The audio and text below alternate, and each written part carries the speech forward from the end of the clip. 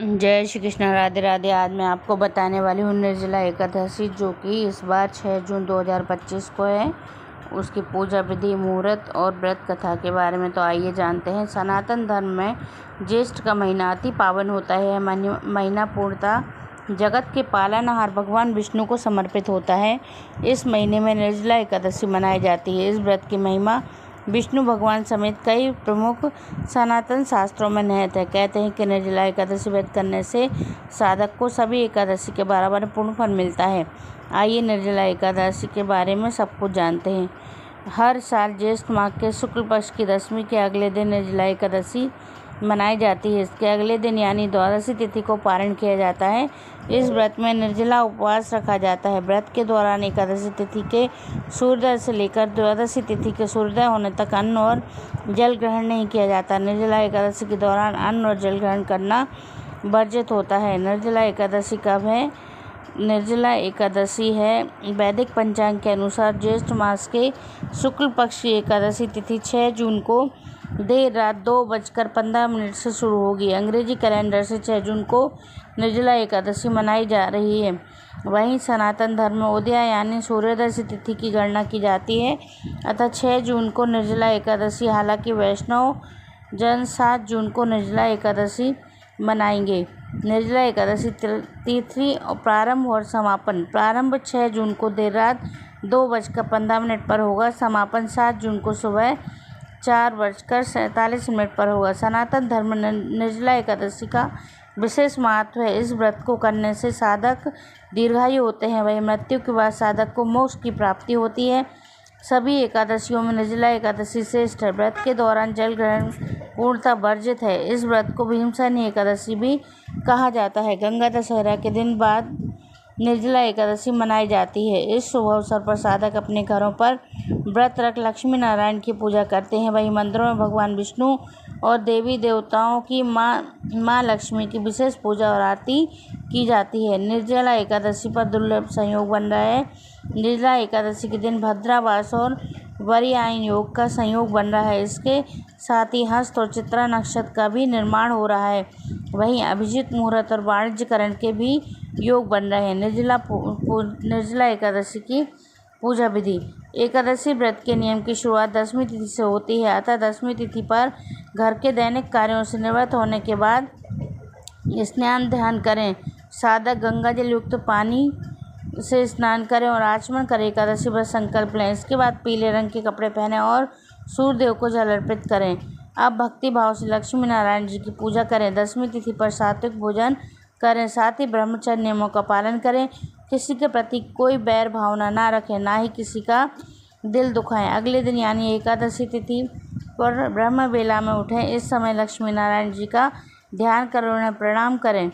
इस समय निम्न मंत्र का पाठ करें। कराग्रे वस्ते लक्ष्मी, कर मध्य सरस्वती, कर मूले तु गोविंदः, प्रभाते कर दर्शनम। अब घर की साफ सफाई करें। दैनिक कार्यों से निवृत्त होने के बाद गंगा जल युक्त पानी से स्नान करें। इस समय हथेली में जल लेकर आचमन करें। आचमन के समय निम्न मंत्र का उच्चारण करें। ओम केशवाय नमः, ओम नारायणाय नमः, ओम माधवाय नमः, ओम ऋषिकेशवाय नमः। अंत में अंगूठे से मुख को पोंछकर ओम गोविंदाय नमः मंत्र का उच्चारण करें। अब पीले रंग के कपड़े पहनकर सूर्यदेव को जल अर्पित करें।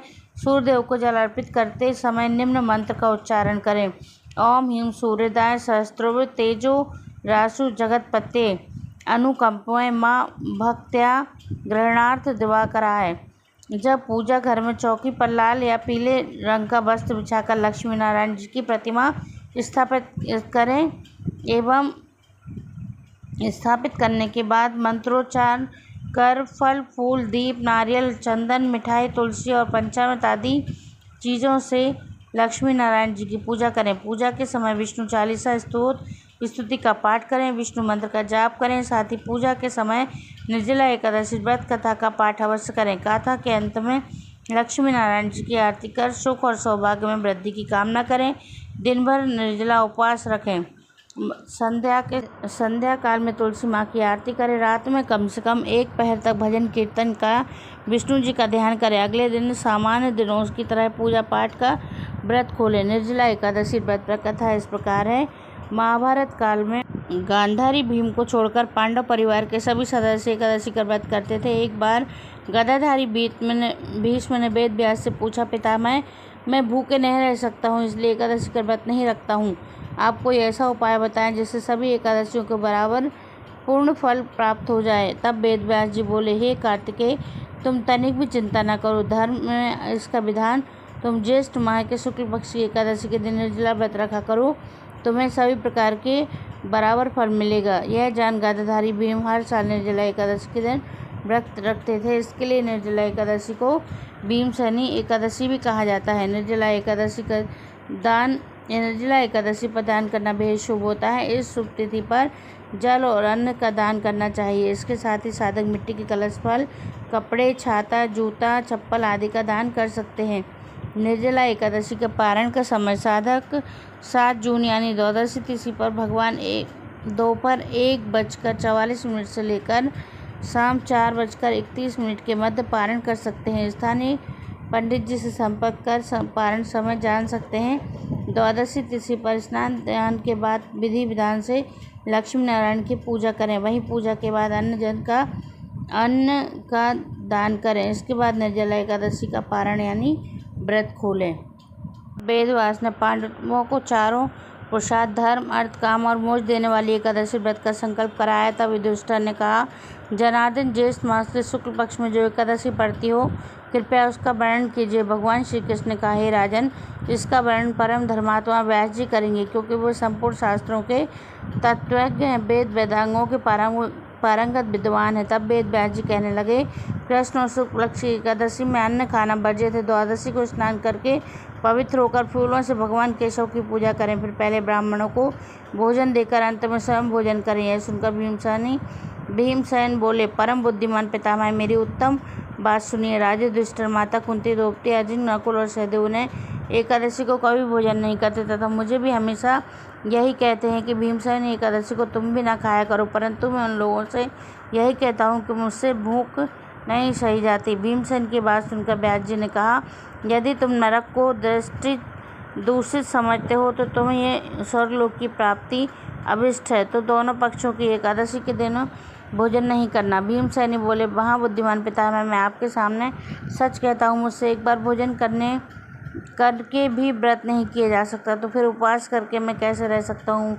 मेरे उदर में ब्रक नामक अग्नि सदा प्रज्वलित रहती है, अतः जब मैं बहुत अधिक खाता हूँ तभी वह शांत होती है। इसलिए महामुनि, मैं पूरे वर्ष भर में केवल एक ही उपवास कर सकता हूँ, जिससे स्वर्ग की प्राप्ति सुलभ हो तथा इसके करने से मैं कल्याण का भागी हो सकूँ। ऐसा कोई एक व्रत निश्चय करके बताइए, मैं उसको यथार्थ रूप से पालन करूँगा। व्यास जी ने कहा, भीम ज्येष्ठ मास में सूर्य वृष राशि में हो या मिथुन राशि पर शुक्ल पक्ष में हो, जो एकादशी के उसका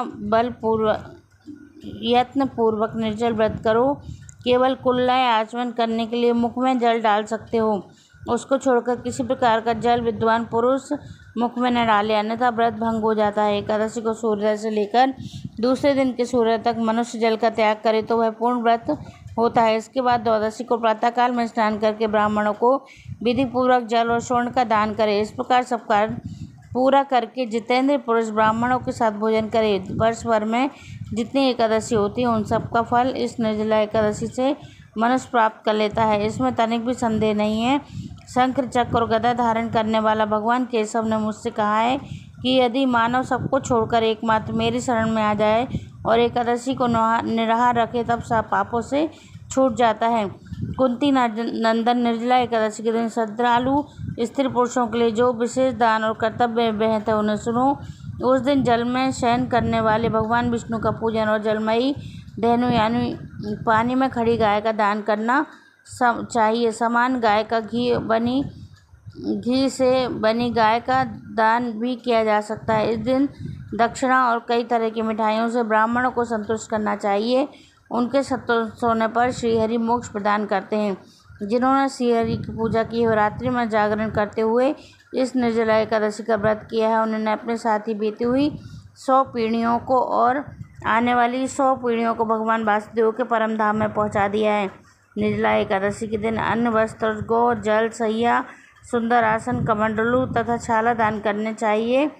जो शेष तथा सुपात्र ब्राह्मण को जूता दान करना चाहिए। सोने के विमान पर बैठकर स्वर्गलोक में प्रतिष्ठित होता है। जो इस एकादशी की महिमा को भक्तिपूर्वक सुनता है तथा उसका वर्णन करता है वह स्वर्गलोक में जाता है। चतुर्थी युक्त अमावस्या को सूर्य ग्रहण के समय श्राद्ध करके मनुष्य जिस फल को प्राप्त करता है वही फल इस कथा को सुनने से भी मिलता है। भीमसेन, ज्येष्ठ मास में शुक्ल पक्ष की जो शुभ एकादशी होती है उसका निर्जल व्रत करना चाहिए। उस दिन शेष ब्राह्मणों को शक्कर के साथ जल के घड़े दान करने चाहिए। ऐसा करने के से मनुष्य भगवान विष्णु के समीप पहुंचकर आनंद का अनुभव करता है। उसके बाद द्वादशी को ब्राह्मण भोजन कराने के बाद स्वयं भोजन करें।